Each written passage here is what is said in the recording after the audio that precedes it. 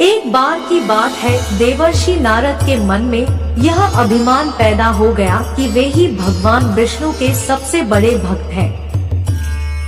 वे सोचने लगे, मैं रात दिन भगवान विष्णु का गुणगान करता हूँ, फिर इस संसार में मुझसे बड़ा भक्त और कौन हो सकता है।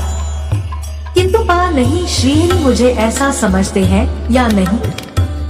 यह विचार कर नारद भगवान विष्णु के पास क्षीर सागर में पहुँचे और उन्हें प्रणाम किया। विष्णु जी बोले, आओ नारद, कहो कैसे आना हुआ। नारद बोले, भगवान मैं आपसे एक बात पूछने आया हूँ।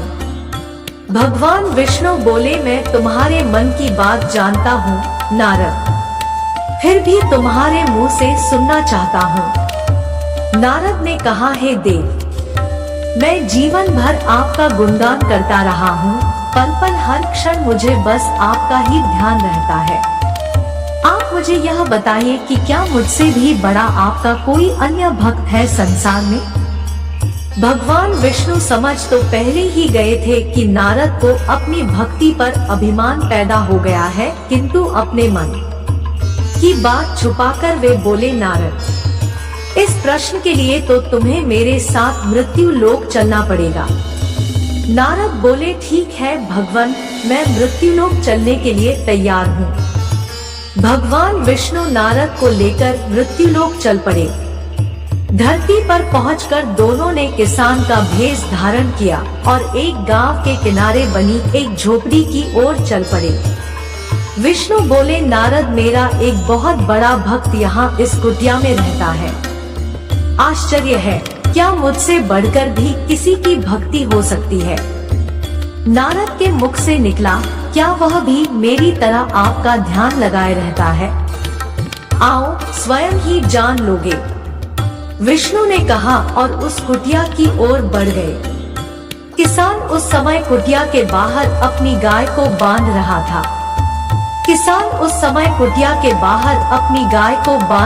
था।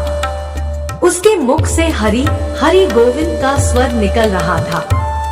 किसान भेषधारी विष्णु ने उसके निकट जाकर नारायण नारायण कहा तो किसान ने विनीत स्वर में पूछा, आप कहाँ से आए हैं भ्राता, मेरे लिए कोई सेवा हो तो निसंकोच बताइए। किसान वेशधारी भगवान विष्णु ने कहा, हम नगर जा रहे हैं पर अंधेरा घिरने लगा है। वन में जंगली पशुओं का डर है, इसलिए रात भर आश्रय चाहते हैं। किसान ने प्रसन्न भाव से कहा, मेरी कुटिया में आपका स्वागत है। भद्र और जो रखा सूखा घर में है आपके लिए हाजिर है। भगवान ने मुझे आप लोगों की सेवा करने का अवसर दिया है, बड़ी कृपा हुई उनकी। बाहर दालान में एक खटिया पर दोनों को बिठाकर किसान अंदर गया और अपनी पत्नी से कहा, देवी दो अतिथि आए हैं। किसान की पत्नी उस समय अपने बच्चों को भोजन परोस रही थी। धीरे से आटे का बर्तन दिखती हुई बोली, घर में इतना सा ही आटा है और ये बच्चे और भोजन मांग रहे हैं।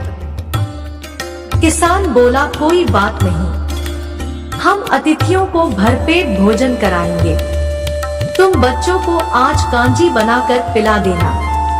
नारद और भगवान विष्णु ने उन दोनों का सारा वार्तालाप सुना, फिर भी परीक्षा के लिए भोजन की थाली पर बैठ गए। जब दोनों भरपेट भोजन कर चुके तो नारद सोचने लगे, यह सीधा साधा गृहस्थ भगवान का सबसे बड़ा भक्त कैसे हो सकता है। उधर श्रीहरि ने किसान से और भोजन लाने की फरमाइश कर दी। बोले, मेरा पेट अभी नहीं भरा, क्या और भोजन मिलेगा। किसान रसोई घर में गया और जाकर पत्नी से पूछा, कुछ और भोजन बचा है क्या। पत्नी बोली, बच्चों के लिए कांजी बनाई है, बस वही शेष है। विष्णु और नारद वह भी पी गए। किसान और उसके परिवार को भूखे ही सोना पड़ा। भूखे बच्चे माँ का आंचल थाम कर उठे, माँ नींद नहीं आ रही है, मुझे बड़े जोर की भूख लगी है। पिताजी ने उन अतिथियों को कांजी भी क्यों पिला दी। किसान ने बच्चे के सर पर हाथ फेरते हुए कहा, अतिथि को भोजन कराना स्वयं विष्णु भगवान को भोग लगाने के समान है बेटा। बाहर दालान में दोनों अतिथि अलग अलग बिस्तरों पर लेटे हुए थे। भगवान विष्णु ने कहा, तुमने सुना नारद, किसान और उसके परिवार को भोजन नहीं मिला, फिर भी वह मेरे गुण गा रहे हैं। यह तो कुछ भी नहीं है। मैंने तो कई दिनों तक भूखे रहकर आपका स्मरण किया है।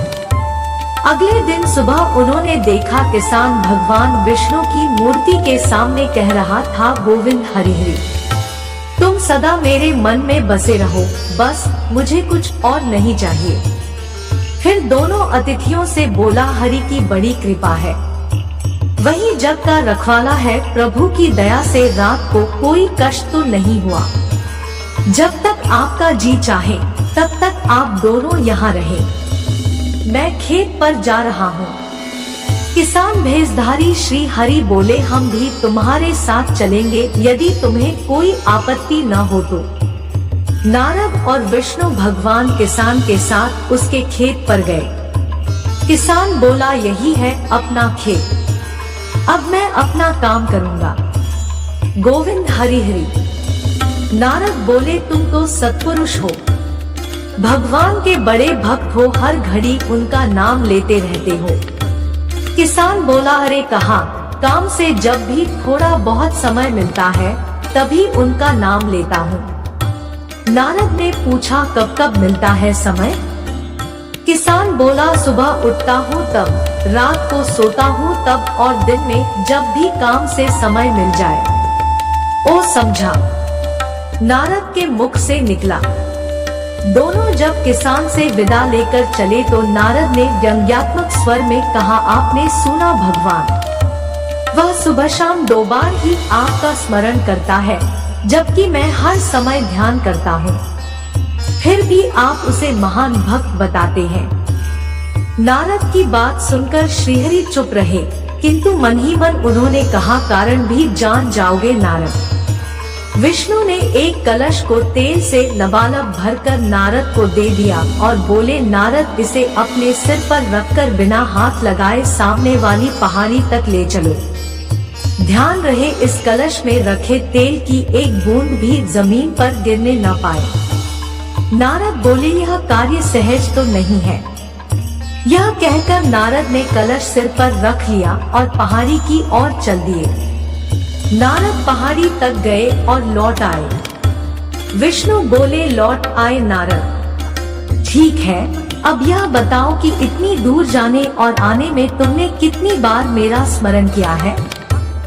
नारद बोले, एक बार भी नहीं भगवान, करता भी कैसे, मेरा सारा ध्यान तो तेल और कलश की तरफ लगा हुआ था। श्रीहरि बोले, तब तुम ही सोचो, वह किसान दिन भर कठिन परिश्रम करता है, फिर भी 2-4 बार मेरा स्मरण जरूर करता है, और तुम एक बार भी मेरा स्मरण नहीं कर पाए। विष्णु की बात सुनकर नारद के अंतर्चक्षु खुल गए। वह श्रीहरि के चरणों में गिरकर बोले, मान गया प्रभु, जो संसार के झंझटों में रहकर भी आपका स्मरण करते हैं, वे ही सबसे बड़े भक्त हैं। साथियों, वीडियो अच्छा लगा हो तो चैनल को सब्सक्राइब करें। धन्यवाद।